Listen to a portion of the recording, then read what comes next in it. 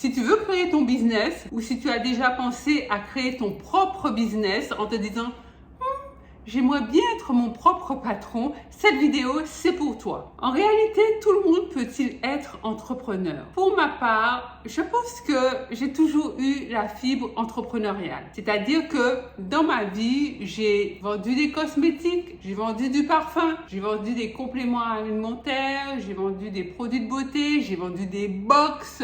Il y a plein de trucs que j'ai vendus. J'ai toujours aimé ça. En fait, moi, ce qui me plaît, c'est la relation clientèle. J'aime bien interagir avec des gens, leur proposer des choses que moi j'aime ou qui m'ont servi ou qui m'ont appris et leur faire partager. Et en faisant ça, c'est une sorte de deal en fait. On gagne de l'argent en même temps, donc je trouve ça juste génial. Lorsque je me suis lancée dans l'immobilier, j'ai un peu laissé de côté cette partie de moi entrepreneur qui aime vendre, qui aime avoir des clients, gérer le service clientèle, etc., etc. Mais le côté business me rattrape toujours en réalité. Est-ce qu'il en est de même pour toi? La question dont on va débattre aujourd'hui, c'est de savoir est-ce que l'entrepreneuriat c'est vraiment ton truc? T'as la fibre en toi, c'est dans ton ADN, c'est dans tes gènes, ou alors pas du tout. C'est un truc qui te fait rêver, mais c'est carrément pas ton truc. Dans la vidéo d'aujourd'hui, je vais te partager plusieurs éléments, 5 éléments, et peut-être que ça va faire waouh, génial, je suis sur ma voie, je veux être entrepreneur. Ou alors, tu vas te dire, finalement, c'est une idée à la loose, je vais carrément mettre ça à la poubelle. Bonjour et bienvenue sur L7 Finance. Moi, c'est Lucla. Sur cette chaîne, je te parle argent, budget, finance, entrepreneuriat, business, mindset, positivité de manière très concrète et très fun pour t'aider à faire gonfler ton compte en banque et surtout t'accompagner à changer ta vie pour te créer ta vie idéale. Donc, si cette thématique t'intéresse, abonne-toi. Tu peux déjà liker cette vidéo parce que je suis certaine qu'elle te plaira et je te serai infiniment reconnaissante si tu prends quelques minutes de ton temps pour regarder la vidéo que YouTube va te proposer juste après celle-ci. Déjà, premier point, pour te lancer dans l'entrepreneuriat, tu n'as pas besoin de dire bye bye à ton patron. Ça, c'est un mythe, le mythe de ouais, je vais dire bye bye à mon patron. En fait, je dis toujours, si tu as un boulot qui te plaît, tu bosses avec des collègues sympas, avec qui tu t'entends bien, vous faites du bon boulot, tu aimes ton métier, tu as à cœur de bien faire les choses, tu es dans une bonne boîte, pourquoi tu vas dire bye bye à ton patron? Reste dans ton boulot, ça te fait une source de revenus et l'entrepreneuriat que tu vas créer, le business dans lequel tu vas te lancer, te fera une autre source de revenus. À un moment donné, les deux vont peut-être se confronter par rapport au temps. Parce que si tu as un business qui croît, qui produit de l'activité, qui te permet de gagner de plus en plus d'argent, forcément, tu vas y passer de plus en plus de temps. Peut-être qu'à un moment donné, tu vas devoir recruter, tu vas devoir former une équipe. Donc, tu pourras peut-être pas faire les deux parce que tu n'as quand même que 24 heures dans une journée. Donc, peut-être qu'à un moment, effectivement, dans quelques mois, dans quelques années, moi, je te souhaite d'avoir un business qui fait des centaines de milliers d'euros, voire même des millions d'euros. Auquel cas, ouais, peut-être que la mort dans l'âme, contrainte et forcée, tu diras bye bye à ton patron. Mais en tout cas, en l'état actuel des choses, si tu démarres ou si tu veux te lancer, tu n'as pas besoin de quitter ton job. D'ailleurs, ce serait malheureux que tu fasses ça avant d'avoir un revenu pérenne, sûr et je veux dire constant, mais genre minimum une fois ton salaire. Et vraiment, si tu veux avoir le fond de ma pensée, l'idéal serait que tu aies 2 fois ton salaire dans ton business. Le truc, c'est qu'au début, tu vas devoir être à fond. Faudra un peu dire ciao, bye bye momentanément, mais ciao, bye bye quand même à tout ce qui est soirée entre potes, les soirées devant Netflix avec le chéri ou la famille, les restos à tout va, les sorties, etc. Tout simplement parce que tu n'auras pas le temps. Parce que lorsque tu te lances en business, tu travailles beaucoup en fait. Et comme tu as déjà un emploi de salarié, qu'est-ce qui te reste? C'est tes soirées et ton week-end. Donc ça veut dire que mon ami, ton temps devient super, méga, hyper précieux. Tu vas pas le gaspiller, du moins pour le moment, tu vas surseoir à tout ce qui est festif entre guillemets. Je te dis pas de sucrer tous les anniversaires, mais fais le tri parce que tu es sur un gros morceau dans ta vie et ce serait dommage de passer à côté, surtout si tu as la fibre entrepreneuriale, surtout si tu as une idée de génie et surtout si tu as vraiment matière à construire quelque chose. Il faut te lancer. D'ailleurs, je te dis, même si tu n'aimes pas ton boulot, même si tu n'aimes pas particulièrement ton boss, même si tes collègues t'insupportent, je vais vraiment t'encourager à rester dans ton emploi. Pour moi, c'est capital. C'est une sécurité. On ne se lance pas dans l'entrepreneuriat pour se casser la figure, se retrouver sur le carreau, démuni et sans un sou. On ne sait jamais. Moi, je ne te le souhaite pas, mais l'idée, c'est quand même d'être intelligent et de voir tous les côtés, d'envisager tous les scénarios, même si on est sur une chaîne où je prône la positivité. Mais positif veut aussi dire réaliste. On n'est pas dans les nuages, on n'est pas en train de planer. On regarde quand même la réalité des choses en face. Nous vivons dans un monde économique où les lois économiques font foi. Ça veut dire que tu vas te lancer, peut-être que tu penses avoir une super idée, l'idée du siècle, mais est-ce que ça va foirer? Peut-être que la première idée va foirer, peut-être que la deuxième va foirer, et ce n'est qu'à la troisième que tu auras le succès que tu escomptes. Donc ça serait vraiment dommage que tu aies démissionné avant. Enfin, pour moi, c'est du bon sens et de l'intelligence. On ne démissionne pas pour se lancer dans l'entrepreneuriat. Bon, voilà, c'est dit, je n'y reviens plus. Si tu entends quelque chose d'autre, en tout cas, c'est pas Lucia qui t'aura dit ça parce que moi, je suis contre. Alors, première étape, première clé, pour moi, l'entrepreneuriat n'est pas fait pour les tempéraments flambeurs, pressés, passionnés, tout feu, tout flamme, qui veulent tout de suite. Pourquoi? Parce que la construction de tout business, et pas que de tout business, d'ailleurs de toute chose, toute idée, tout dans la vie, ça prend du temps. Faire un bébé prend du temps, 9 mois. Le faire grandir un enfant prend du temps. Si tu veux créer un business, ça prend du temps. Tu veux construire une maison, ça prend du temps. En fait, tout ce qui est pérenne dans la vie, tout ce qui a du sens, tout ce qui a de l'importance, prend du temps. Et en plus, ça ne marche pas forcément du premier coup. Donc du coup, si tu es du genre à baisser les bras à la première désillusion, au premier petit couac, dès que la roue commence un peu à gripper, ça va être compliqué.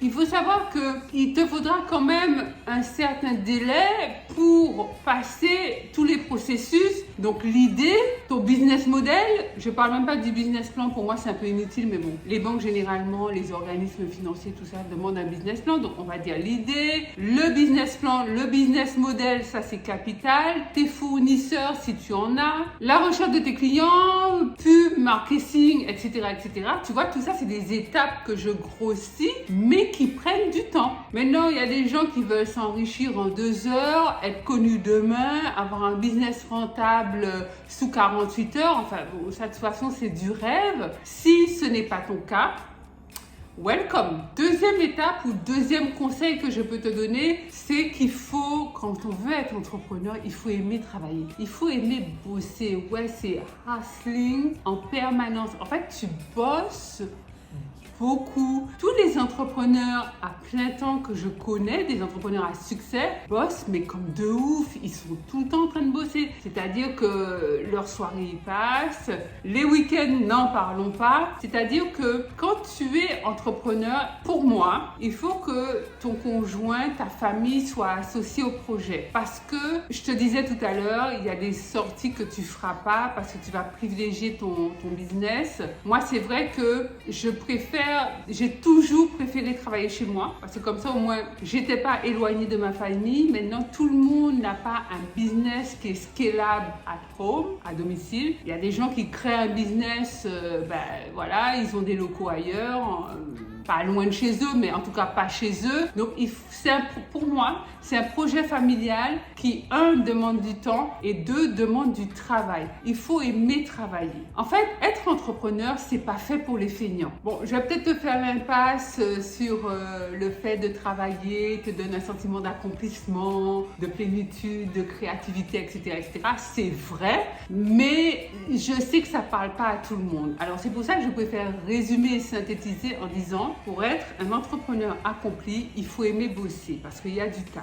Surtout quand tu cumules aussi un job à plein temps. Si tu as un job à plein temps et que tu te lances dans un business à côté sur ton temps off, on va dire, si tu n'aimes pas ton boulot, on va dire ton boulot alimentaire, c'est quand même intéressant de se dire que tu crées autre chose, que tu crées ton bébé, que tu montes ton projet, que tu définis ton propre modèle économique. Parce que ouais, tu fais 7 heures, 8 heures par jour dans un emploi que tu n'aimes pas, mais plutôt que de rester à critiquer ton boss une fois que tu es arrivé chez toi, à lui casser du sucre sur le dos, ben, tu te mets à taffer sur tes trucs à toi, sur tes sujets à toi. Pour moi, c'est très créatif et ça contrebalance en fait. Le troisième conseil que je vais te donner, c'est plutôt un rectificatif par rapport à, je veux dire, une pensée un peu collective ou des choses qui véhiculent sur le net, sur, tu sais, l'entrepreneur nomade, avec son ordi, il bosse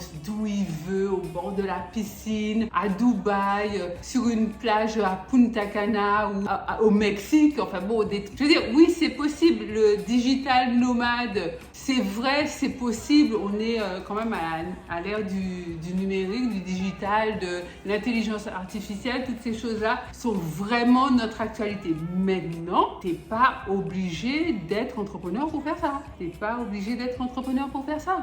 Il y a plein de boulots salariés qui te permettent de faire ça. Tu as des boulots comme web designer, community manager, quand tu travailles dans une boîte de com, quand tu fais du développement. Il y a plein de métiers dans l'informatique, plein de métiers, même des métiers de la comptabilité. Ça peut être délocalisé, tu peux bosser de chez toi à plein temps. Donc si c'est juste le fait de ne pas aller au bureau, de ne pas voir de collègues, de ne pas côtoyer les gens et puis d'être chez toi dans ton cocon, tu n'as pas besoin d'être entrepreneur. Tu peux juste chercher un taf qui te permet de faire ça. Du coup, quand tu es salarié et que tu réponds à ton besoin d'être chez toi, de travailler en distanciel, ben, du coup, tu n'es pas entrepreneur, tu es salarié mais en distanciel et tu t'enlèves une pression que l'entrepreneur a sur ses épaules en permanence, de devoir gérer une boîte, chercher des clients et faire entrer des sous dans la boîte, si tu vois ce que je veux dire. Quatrième conseil, c'est aussi peut-être, enfin selon moi, c'est aussi un mythe, c'est ouais, pour être heureux, il faut être entrepreneur. Je ne sais pas, parce que comme je te disais tout à l'heure, l'entrepreneur bosse quand même beaucoup. Quand tu as une boîte qui croît et qui grossit, et en fait c'est ce que tu cherches, du coup tu as de plus en plus de responsabilités. Si tu as du personnel, c'est des responsabilités. Même quand tu travailles avec des freelances, c'est des responsabilités aussi. Quand tu as des clients, c'est des responsabilités. En fait, tu es tout le temps sous le feu des responsabilités. Ça veut dire que tu dois être super méga organisé. Donc si tu l'es déjà, c'est vraiment un atout, clairement. Et il faut être hyper discipliné. Alors, si tu es du genre à te poser 10 000 questions avant de passer à l'action, waouh, c'est chaud en fait. Parce que l'entrepreneur est toujours sur le fil du rasoir en réalité. Quand tu es entrepreneur, ce qui doit être fait, c'est tout. Tu peux avoir des partenaires, tu peux avoir des fournisseurs, tu peux avoir des clients qui t'appellent ou qui te relancent sur tel ou tel truc. Tu vas pas leur dire non mais là j'ai juste un petit peu la flemme. J'ai pas envie, je verrai dans 2 heures ou je verrai comment je me sens demain. En fait non. Tu peux pas faire ça. En fait, tu peux juste pas t'écouter. Tu dois faire le job, en fait. Tu dois mettre en place des systèmes. Alors, ça peut être des systèmes sur ton ordi, mais tu dois mettre en place tes propres process de fonctionnement qui vont t'aider à tout gérer parce que tes journées seront hyper remplies et tu peux pas te permettre de mettre les gens en difficulté par rapport à ton manque d'organisation, encore moins ton laxisme. Je te conseille de tout planifier, de limiter tes sorties, mais bon, ça je te l'ai déjà dit. Il faut vraiment que ton temps soit optimisé au maximum. Et il y a des outils pour ça. Et ça, c'est juste génial. Il y a des outils, certains sont gratuits, certains sont payants, qui te permettent d'avoir une organisation, une planification de ton temps de ouf. Et puis, si tout ce que je te dis en fait, tu t'y retrouves pas du tout parce que t'es pas organisé, t'as horreur de planifier les trucs, t'es pas discipliné, bah, so what? Enfin, y a pas mort d'homme, c'est pas grave. L'entrepreneuriat, de toute façon, c'est pas fait pour tout le monde. Tu peux vivre ta best life, kiffer ta life en étant salarié. Par contre, si au fond de toi, t'as vraiment envie de créer ton business, c'est un truc qui te prend dans les tripes, ça te tient vraiment à cœur et que t'es pas organisé, que t'es pas particulièrement discipliné, mais l'organisation, ça s'apprend. Il y a des formations pour ça. Il y a des outils et même la discipline, ça s'acquiert parce que quand tu veux bien faire les choses et quand tu as une boîte, c'est sûr que tu veux bien faire les choses, tu vas te donner les moyens, tu vas apprendre, tu vas mettre en œuvre. Peut-être que ça va pas marcher bien au début, mais avec le temps, ça ira de mieux en mieux. 5e conseil, le business et l'argent. Alors, on va casser un mythe. Alors, le mythe de le mythe de l'entrepreneur qui démarre avec 0 €, moi, je sais pas, mais en fait, je ne sais pas si je vais briser ta dernière illusion, mais en fait, ça n'existe pas. C'est pas possible. Il te faudra un minimum de fonds. Alors, en fonction de ce que tu veux faire, pas forcément beaucoup d'argent, mais de l'argent quand même. Si par exemple, tu crées un produit digital, alors je pense que c'est un des secteurs qui nécessite le moins de mise de départ, mais il te faut quand même une mise de départ parce qu'il y a des logiciels à avoir, il y a des plateformes qui sont payantes auxquelles tu devras souscrire et il y en a qui sont super, hyper, méga chères. Enfin, il faut des sous. Ce que j'essaie de te dire, c'est que il est complètement utopique de penser qu'on se lance dans l'entrepreneuriat avec 0 € ou avec 1 €. Ce n'est pas vrai. Si tu veux lancer un produit physique, là, c'est pire. Il te faut des capitaux et la formation. On en parle. Il faudra bien que tu te formes, surtout si le secteur, c'est pas ton secteur de prédilection, si tu n'y connais pas grand-chose. Il faut quand même que tu saches comment ça marche, ce que tu fais et où tu vas, n'est-ce pas? En fait, tu ne pourras pas créer un business avec 0 €. Voilà, mon ami, ce que je voulais partager avec toi. J'espère que ces 5 conseils t'ont aidé à y voir plus clair. Dis-moi en commentaire. Alors du coup, est-ce que tu as la fibre entrepreneuriale? Est-ce que tu te sens créer ton propre business? Ou alors vraiment, c'est pas ton truc du tout? J'aimerais beaucoup te lire dans les commentaires. Pense à liker cette vidéo, à la partager massivement tout autour de toi dans tes groupes familiaux, amicaux, etc. Abonne-toi, mon ami, abonne-toi si ce n'est déjà fait. Tu peux me suivre sur Instagram, mon compte c'est L7Finance. On peut s'y retrouver tout de suite si tu veux. Autrement, je te dis à mercredi et à samedi, ici même sur YouTube, pour de nouvelles aventures financières. Bye bye.